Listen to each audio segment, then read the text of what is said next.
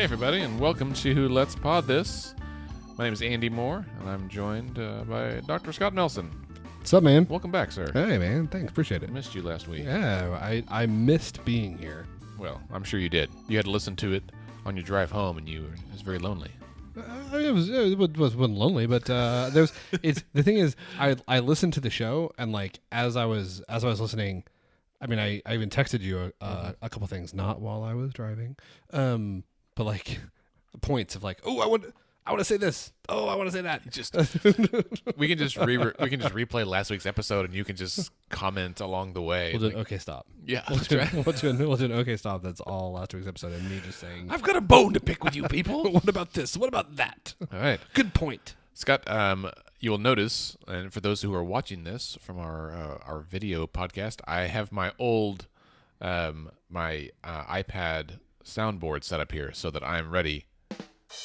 But there wasn't a joke just then. Well, I had to practice. I've been out of practice. You do have to practice. That's true. Slaughtering me for being out of practice, but now I've got it queued up and ready to go just in case. How you been, man? It's been good. It's been a long week. It's been busy. I'm tired. I'm looking forward to this weekend.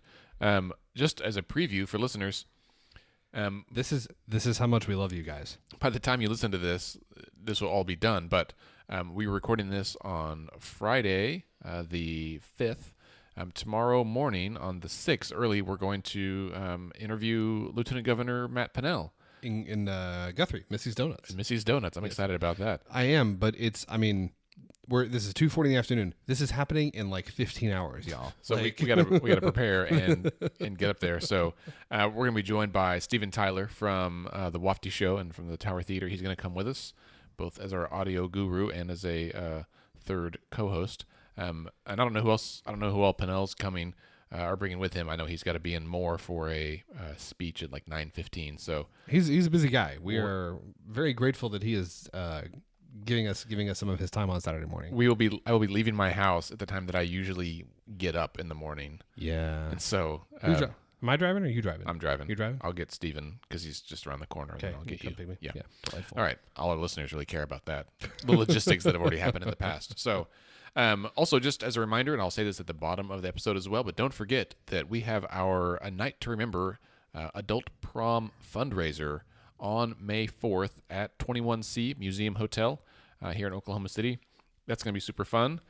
We've got 3 wonderful couples that are competing, quote, air quotes, competing for, I guess they really are competing, for your votes to be the prom royalty.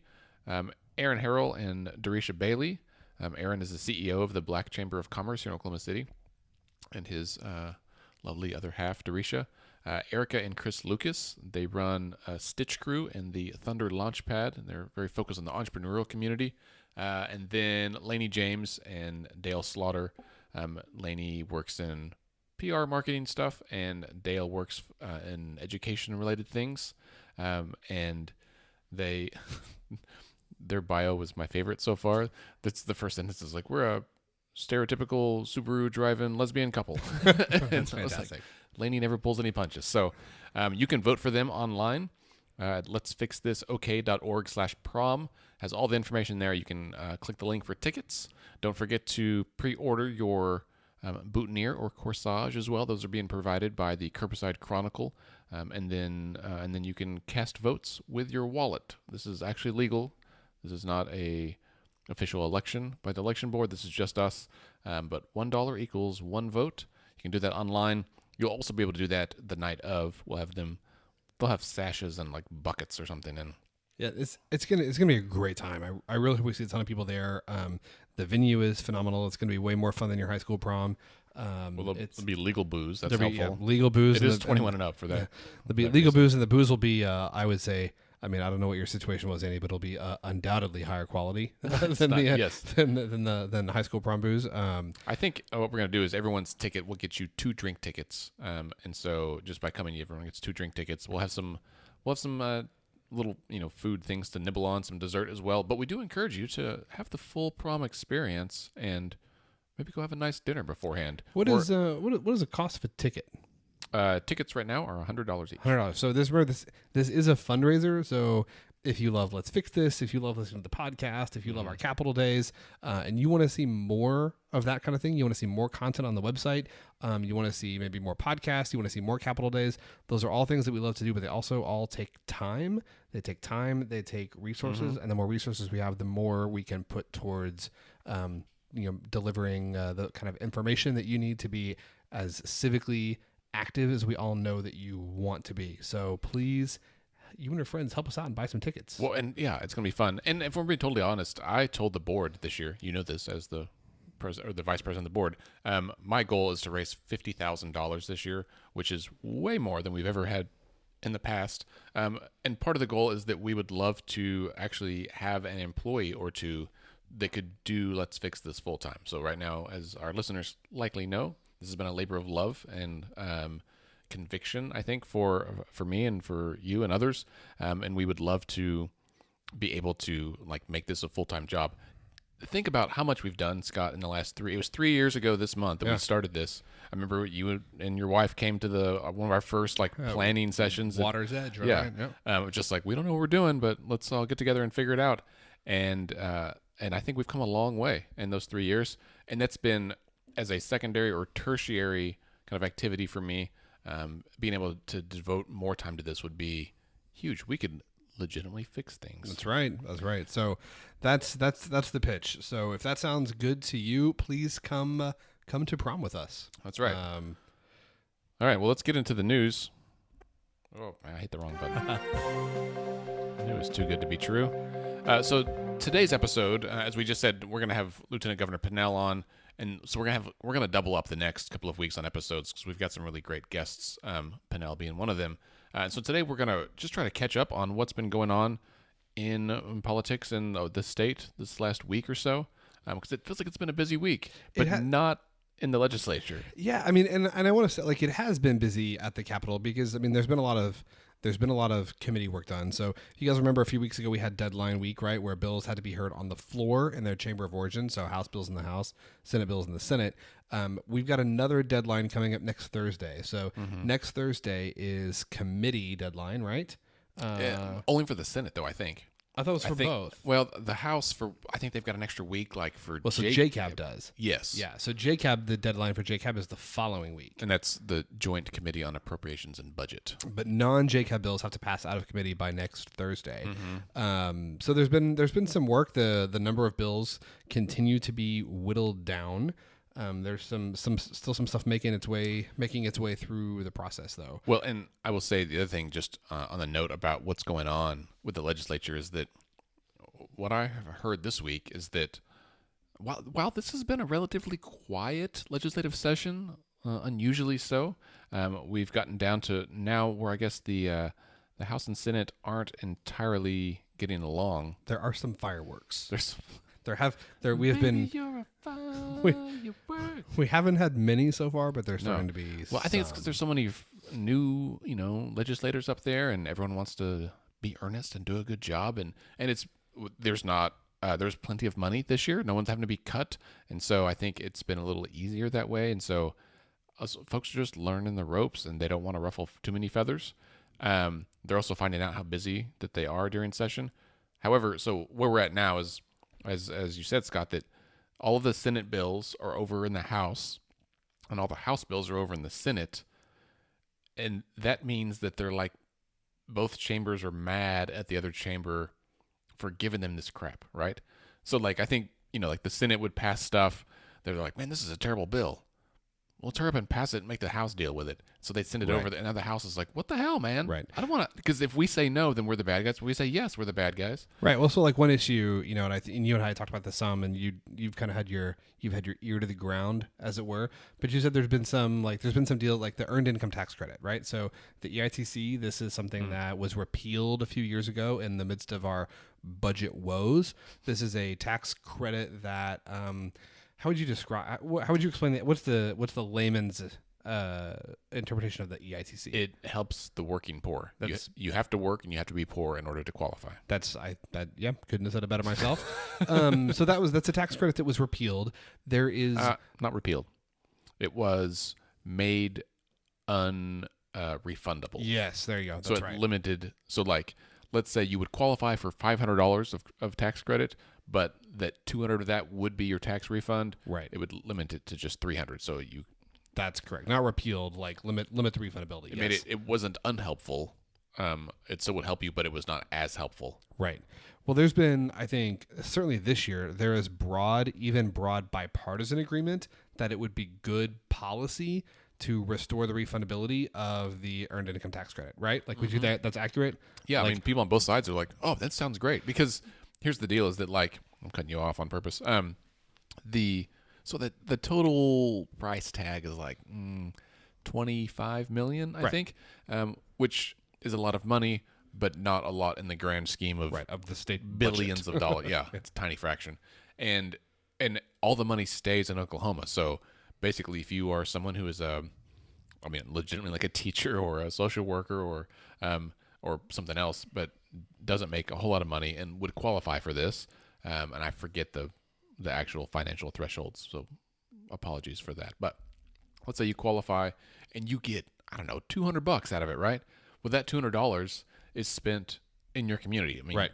And people will say, well, we don't want them to, buy cigarettes and alcohol with it. I'm like, well, first of all, what the hell do you care? It's not your money. Right. Like, they can spend it whatever they want. And they're spending it here. At the stores there. And so the benefit ends up getting like almost a 2-to-1. And so it may cost the state, we would be an average of $25 million a year, but the benefit would come back to the tune of like $32 million. Right. And you're describing the economic multiplier effect. Indeed, I am. Yes. Bing. And so it's a good deal. And so when legislators like the new ones have found out about it, they're like, oh, that's a hell of a deal. It's like, well, why don't you run the bill? Oh, I can't do that. Right. Like that's kind of where we're at. Is there are these issues like EITC, to a certain degree, Medicaid expansion. Like, there's some of these issues that like everybody wants to do, but nobody wants to like be the person who does it. Right. Well, because what I think right now, the unicorns that everyone is chasing, is that a thing? Chasing unicorns? Don't go chasing unicorns. That's not the song. Anyway, is moderate Republicans who are open to this, who wouldn't take a huge hit from their constituency. So there's a number of them up there. Some of them are freshmen, so they don't have any. I thought they were all moderate, right? Isn't that the deal now? No, I mean, Freedom Caucus is gone. Well, it's all relative in that case. There are shades of red there, I suppose. Just like there's shades of blue on the other side. 100%. They and I mean, another story this week was that Senator Silk was kind of complaining to the media, I guess, that leadership wouldn't hear his bills. And I've heard the same thing about Nathan Dahm as well, that leadership has basically said, you are too far out there. We're not going to run your bills anymore. Well, and it's not even so much that leadership said that. Now, I don't know about Senator Dahm, but with Senator Silk, it's not even so much that said you're too far out there. It's that they are specifically, and they're on record, I think, saying this, they are specifically upset at, because he ran Senate Bill 13, which was a bill that would outlaw abortion, that would classify abortion as murder and subject doctors who provide or even recommend abortions to the penalty of under the penalty of law to treat them as murderers. And again, whether you think that's good policy or bad policy, or like right or wrong, was something that Oklahoma should or shouldn't do. It was something that leadership said, like, we're not going to do this because it's, it would be declared unconstitutional, and there's a whole host of reasons that didn't go forward. And Senator Silk's response to that was to make some fairly disparaging comments about some of his fellow Republicans in the media. It became kind of a very public battle instead of a behind the scenes battle. Mm-hmm. And that seems to be more, as much as anything, what leadership objected to was right. It's not even so much what the bill was. It's that when we said no, and for these reasons, you tried to take it, trash us publicly, mm-hmm. And trash your other members of your party publicly, and we're not gonna tolerate that. We're not gonna stand for that. You got to fall in line here. Yeah. So it is funny. I totally get it. And if it was me, I try to put myself in their shoes, whomever the legislator might be. And it's also why I don't run for office. But to be like, if you had an idea that you felt was a legitimately great idea, and this is a bill that you are really passionate about. Admittedly, Scott, your bills will be very different than Senator Silk's. Sure. But if you really cared about that, you would want to do everything you could to get that bill heard and passed, right? Sure. And perhaps you have an obligation to your constituents to do that.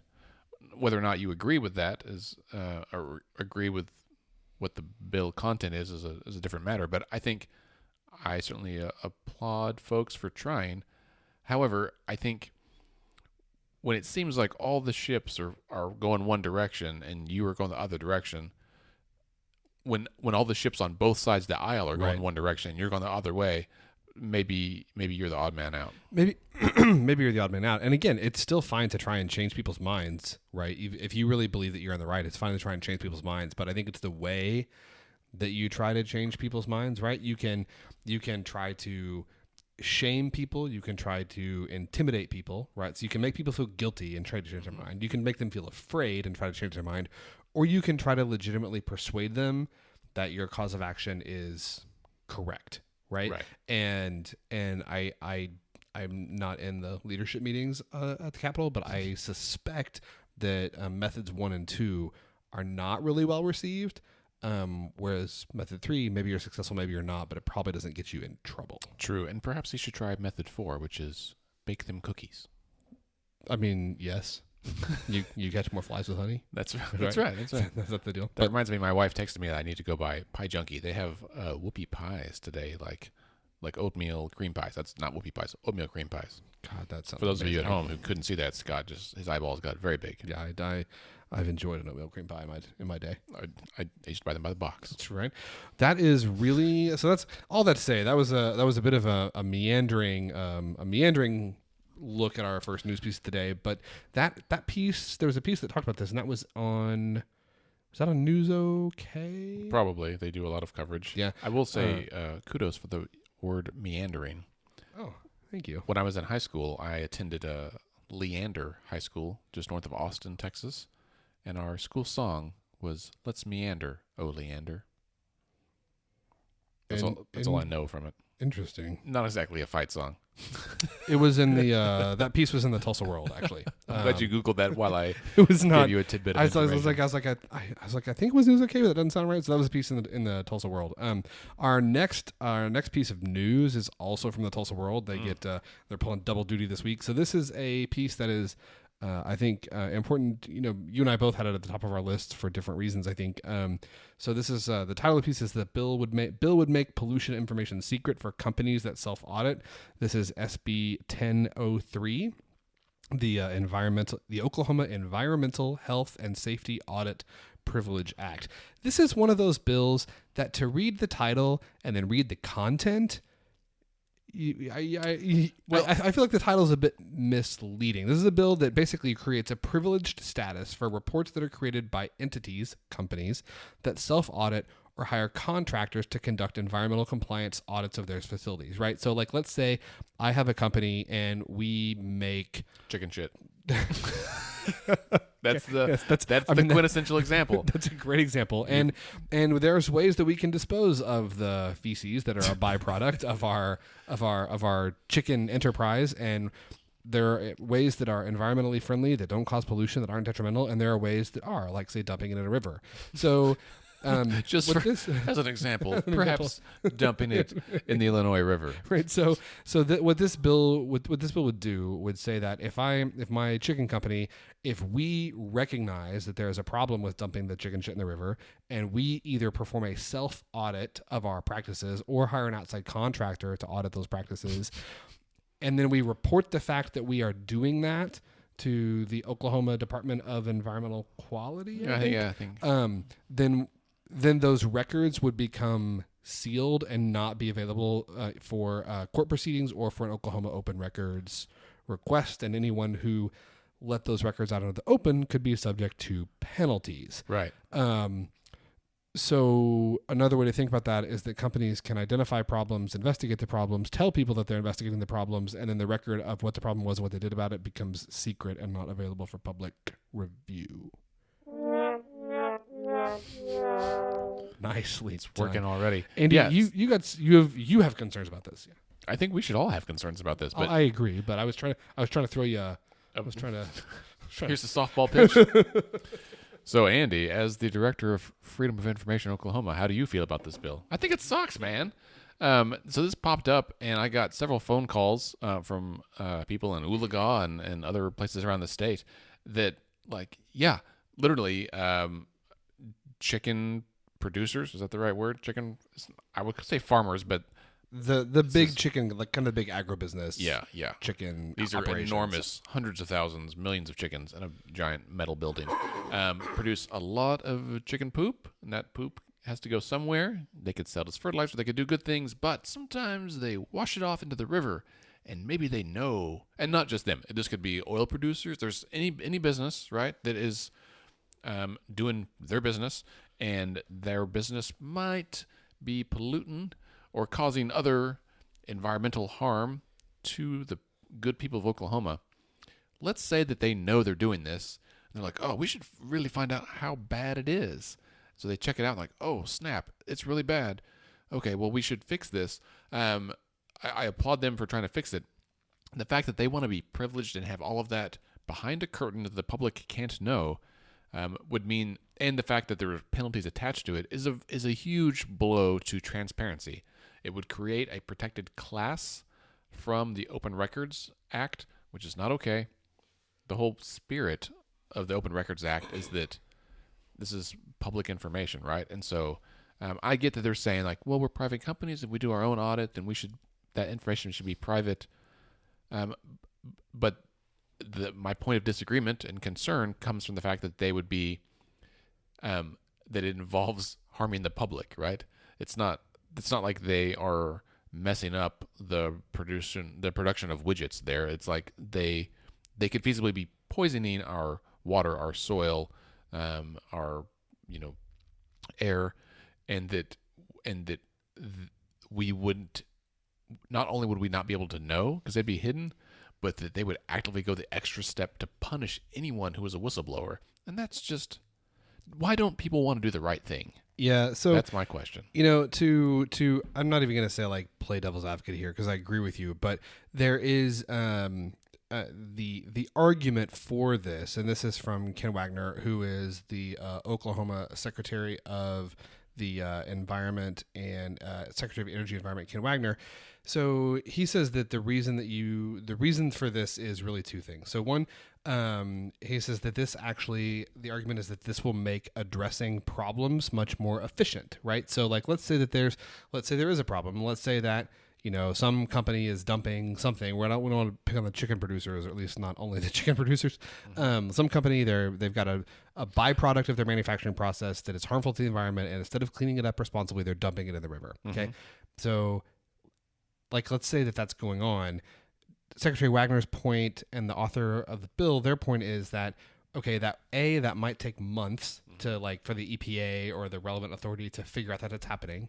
And two, once they figure it out, it may take them months or even years to address the problem, right? See, like, Superfund sites, right? I think people would put those as an example, right? Right. But that's a great example. The other thing that he says too, though, is like, so like, if a company under this act, if a company found a problem in self-audit, they would be able to address it much faster than like having a state or federal agency come in and try and do it for them. But he also says the reason that you have to keep it secret is because if you want companies to do this, you have to give them some incentive. You have to give them the protection that their audit documents will receive legal privilege and third parties can't use those documents like to sue them. I guess my response to that would be, no, you don't have to give them an incentive. You can just say that it's the law and they have to. Right. No, the incentive is doing the right thing.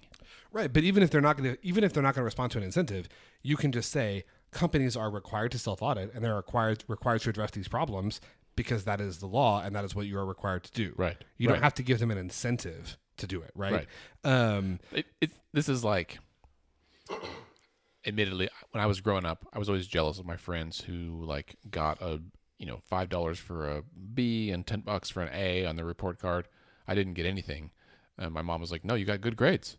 Like that's, or people who are like, want extra money at work for doing certain things. I'm like, you're doing your job. You get paid for your job.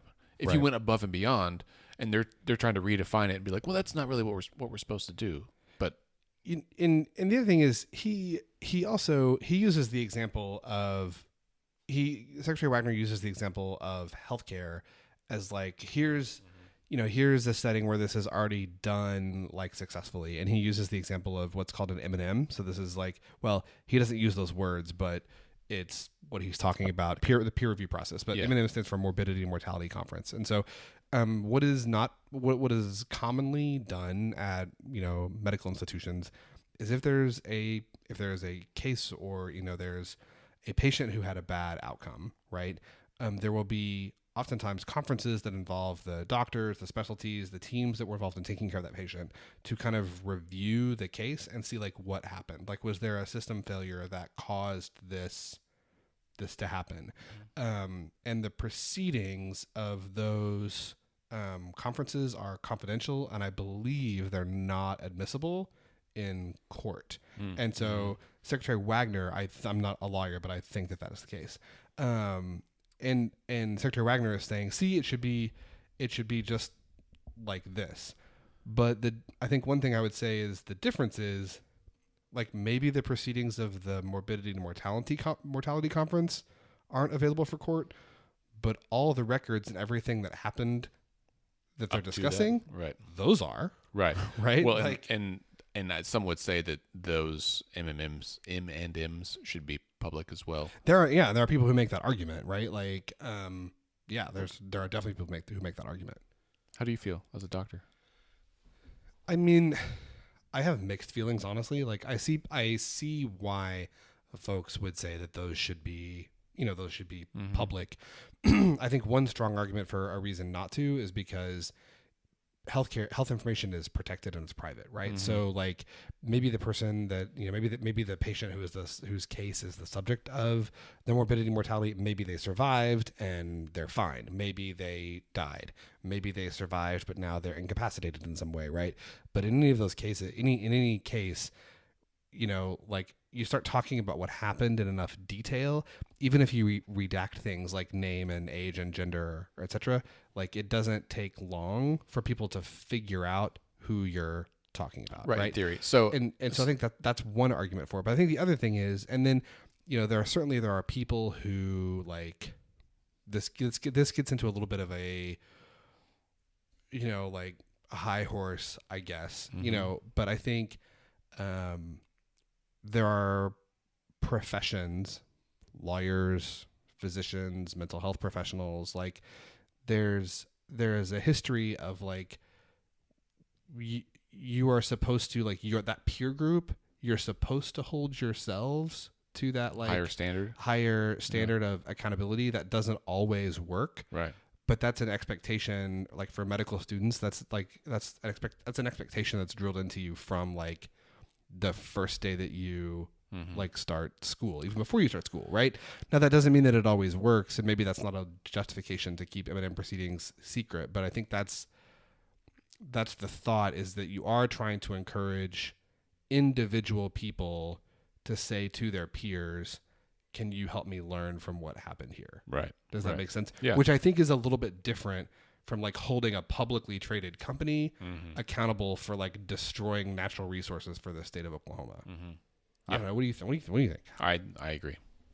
I also think that we're about halfway done with our episode. We need to move on to other topics. No, that never happens to us. If we'd left our own devices, we would just have a live streaming show that would last 4 days every week. Also known as our Twitter thread, or our text thread. Yes, we do have that, actually. Yeah, Slack and text and everything else. Right. Anyway, so that's the second bill. Will you go on to our third? Our third article is from Oklahoma Watch.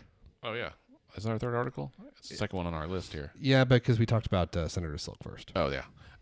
So it's Oklahoma Watch, and the title is Oklahoma Prepares to Purge Thousands of Inactive Voters.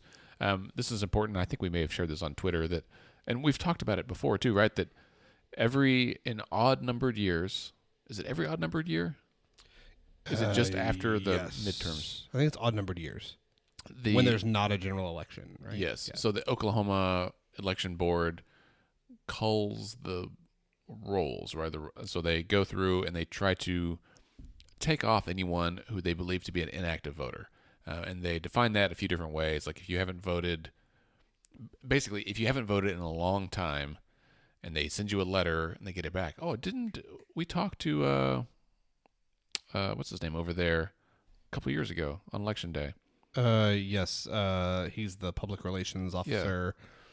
or PIO. Yeah. Man. Anyway, he Now explained I this. feel like a douche because I don't remember his name. Well, I'll put you on the spot. Anyway, basically, if you haven't voted in the last 2 general elections, so it's at least 8 years, and I think they mail you a letter, and if you don't respond to that, then they will remove you from the rolls. If they did so inappropriately, you can still re-enroll.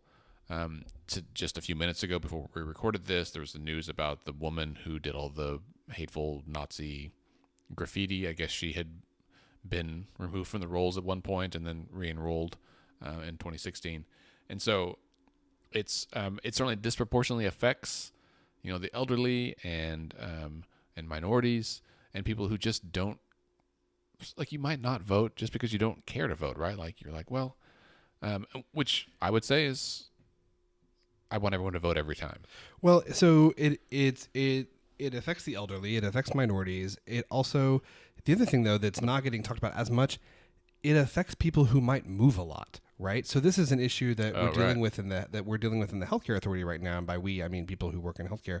So there is a proposal to use verification of current address as a way to determine whether people get to keep their Sooner Care insurance or not. And the reason that's a terrible idea is because people who qualify for Sooner Care, for whatever reason, almost by definition, are more likely to not have permanency of place, right? Like, they're going to be people who probably move more often and so don't always have a current address on file. And so it disproportionately affects those people too. Using a current address to, like, verifying your address is a terrible way to verify your identity for a whole host of reasons. Right. And so I will admit that I'm of two minds about this issue. I can understand the need or the desire by the election board to have their rolls be as accurate as possible, right?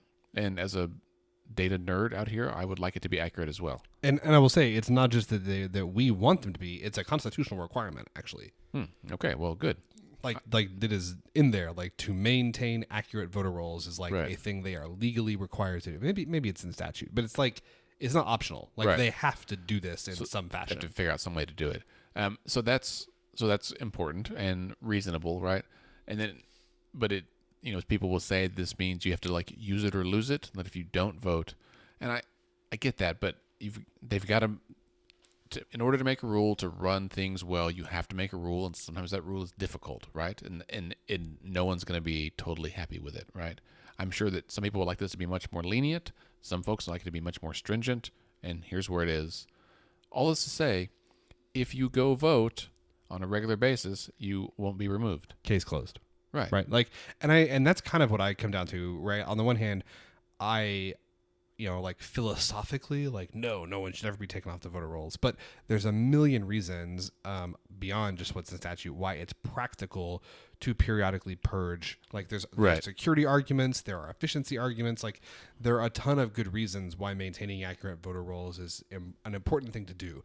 And while I may think that address verification is not a great way to do it, I also, off the top of my head, don't have a better way other than to say, just like Indy said, like, if you show up and vote, this doesn't affect you. Then they know you exist and you are still a voter. Right. Well, show up and vote, and this doesn't affect you in any way. And in Oklahoma, golly, we have elections all the time. I mean, we had elections Tuesday, right?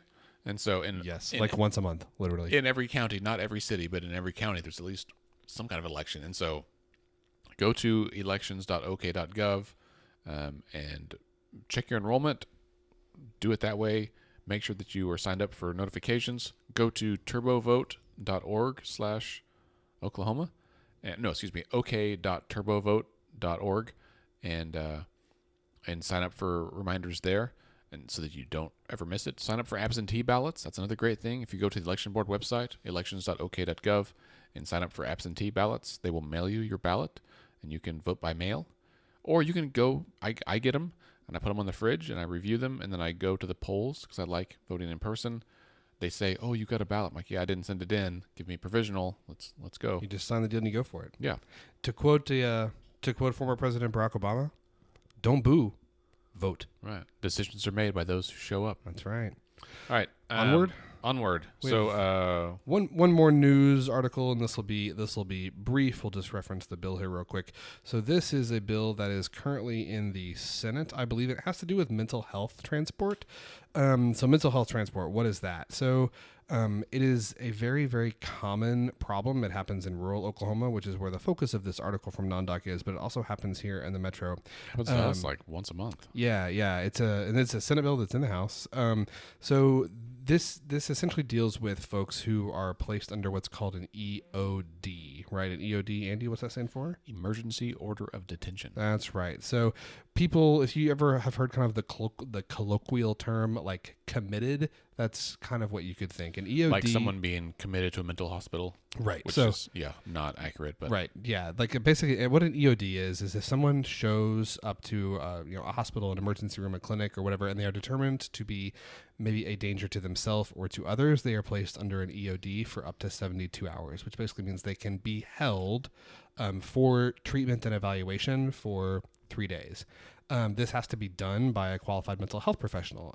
As you may or may not be aware, there is a paucity of those here in Oklahoma, which means that sometimes for these evaluations to take place, then they have to, the person in question has to be transported somewhere else. Usually that transport happens with law enforcement. So it's the local sheriff's deputy or local police officer, sometimes for hundreds and hundreds of miles. And the reason is because there's no mental health facility who has a bed space for this person.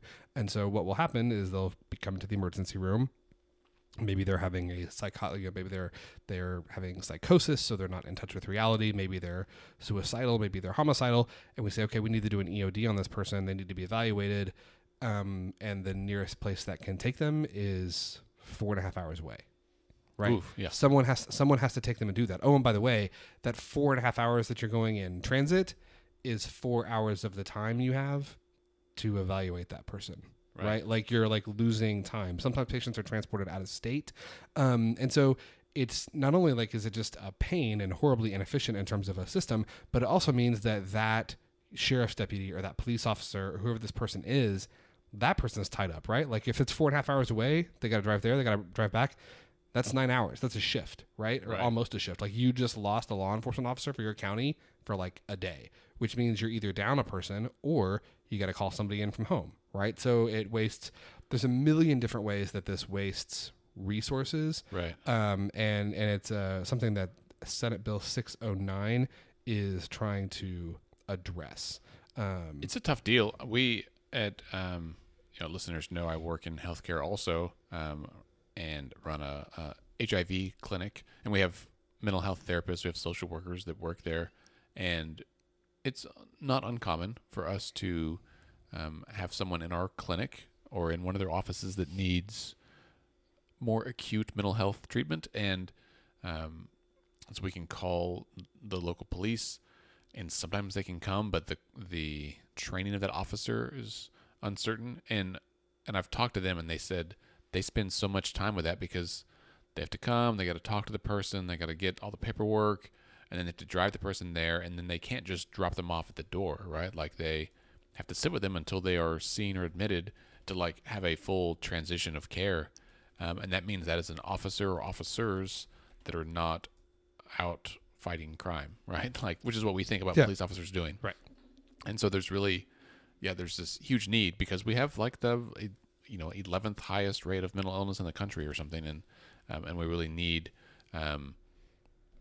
more of it there. So. Well, the last thing that I'll say about this, and this is a little bit of the soapbox, but it is something that frustrates me, is so this piece in NonDoc, and like all of this, we'll throw it up on the web, is that like everyone seems to agree that this is a problem. Like this is bad. We need to do something about this. But they talk with Department of Mental Health and Substance Abuse Services Commissioner Terry White. She's like, yeah, it's a problem. And she's like, but one of the problems is that the average investment per person for mental health across the country should be $120 per person, and in Oklahoma it's $56, right? Like it's less than half. Except that it was really more of this. It's less than half, and that's when you think about that, it's not that much money, right? And it's so frustrating because. I mean, it's one of the things that I get I get frustrated with the legislature. I get frustrated like in my professional life or personal life or whatever, when people are like, yo, yeah, man, we really got to do something about it. And like, you can clearly identify like what one of the problems is. And like, well, one of the problems is funding. Well, we can't, Right. we need to fix it, but we can't do that. Right. Because we don't have the money. I'm like, right. No, you could get the money. Well, no, we can't do that. We raised taxes last year, so we got to wait 25 more years before we do it again. Right. Like, which here's the deal with raising taxes, in my opinion. Nobody wants to pay any more taxes than they absolutely have to. No. Right? Like, we're always trying to find a way to get around it, even those of us who understand the validity and the nature of them. However, I think the key is that we as Oklahomans, we pay taxes now and we don't feel like we get a good return on our investment. Right? Like, am I crazy about that? No, I don't think that you are, but I think is that because we don't really invest quite enough, right? Like, it's like, if you spend, you can spend a lot of money on a crappy something, right? A crappy widget. Right. You could spend a little bit more and get the widget you really want. Right. But we don't. We bargain basement, and every time we try to just spend just enough to the bare minimum, and we get the bare minimum in return. But it's, like, if you got to spend $100 to get, I'm liking on a good example here. So I'd say it's like buying a car, right? Like, you can spend, right? Like, if you are like in desperate need of transportation and your budget is $1,000, right? Mm-hmm. You could probably go on Craigslist and buy a car for, like, you could probably find a car for $1,000. And you're going to get $1,000 worth of car. Right. And you're probably going to be unhappy with it. It's probably not going to be very reliable. Mm-hmm. It's not going to work very often. It's going to have all kinds of problems. And you're going to say, I can't believe I paid $1,000 for this car. It's not worth anything. Mm-hmm. Right. Now, by the same token, you can absolutely pay $100,000 for a car that is going to have a ton of problems, right? Like, there are cars out there and way more stuff than you need. Yeah, right. Like, there are expensive, kind of quote unquote luxury car brands that cost obscene amounts of money, and they are notorious for not being very reliable. The maintenance is too frequent. It's incredibly expensive when you have to do it. And so to me, that's like saying that's kind of the argument that I hear about government is like, when we say, well, we're unhappy with our government because we're only paying for $1,000 worth of car, people say, well, it doesn't matter how much you pay because you go spend $100,000 on the car and it still sucks, right? Except that I would say there's very clear data that there's a middle ground that you can spend $10,000 on a car and get a great, reliable vehicle that will serve you really, really well. Like, spending more money on government doesn't necessitate that money will be wasted and not used in a way that delivers good, reliable services. Right. Like, you can do good government, but it does take some investment. And it's proportionally, it's probably more like you could spend $10,000 for a reliable car, or you could spend $12,000 for the reliable car that has all the features you want. So it's a little bit more money, yes, yeah, but it gets you exactly. And so that's the difference, is that if I'm spending, and I'm not a wealthy man, but if I spent $10,000, like, that's a ton of money to me. And if I spent $10,000 is a ton of money, full stop. not to you. Just $10,000 is a lot of money. Right. Stop. Yeah. So if you're going to spend $10,000, sometimes you're like, well, what if I just find a way to spend $12,000, right? To spend a little bit more because I'm going to spend $10,000 and be disappointed, or I'm going to spend $12,000 and be satisfied. And that's the difference, is that we are spending $56 per person when we need to spend $120. Well, the difference is $60. Like, it's not that big of a deal. Right. Well, and the other thing I would say too, and I'm saying this because she's not here today, but if Commissioner White was here, I feel confident that she would say this because I've heard her say it many times, and she says it in the article too. For our $56, we actually have remarkably good outcomes. Like, Oklahoma's mental health outcomes are not terrible. Right. It's problems of access. And the problem of access is what's a result of the lack of funding. Right. She has said many times, she's like, we're kind of middle of the road, like about 20, we're like 25, Yeah. 28 in the country or something in terms of our outcomes, which is like not top 10, but it's also not 49 like we are in so many other things. Right. She's like, you give us the resources where we can really get access for every Oklahoman instead We of could access. be a top 10 state. Well, she is. She's like, we like right now in terms of funding, 1 in 3 Oklahomans has access to the mental health services that they need. With funding, if that's 3 in 3 Oklahomans, our outcomes go from. She's like, our outcomes will go from 28 to top 5. Right. Like guaranteed. And it's certainly not just a matter of throwing money at the problem. It is a matter of having the resources available so they can enact the plans that they already have out there, right? Right. Same Totally. thing. I mean, we're trying to end the HIV epidemic. You know, we talked about this a while back that the commissioner of the director of the CDC came. We talked about this, that here, we're really close. Like, there's no cure, there's no vaccine, that kind of stuff, but we have the tools in our tool bag. In 1963, John F. Kennedy said, we're going to the moon by the end of the decade. They didn't have the science then, but in 69, they did it, right? So it was a huge leap of faith to say, by the end of this decade, we will go to the moon.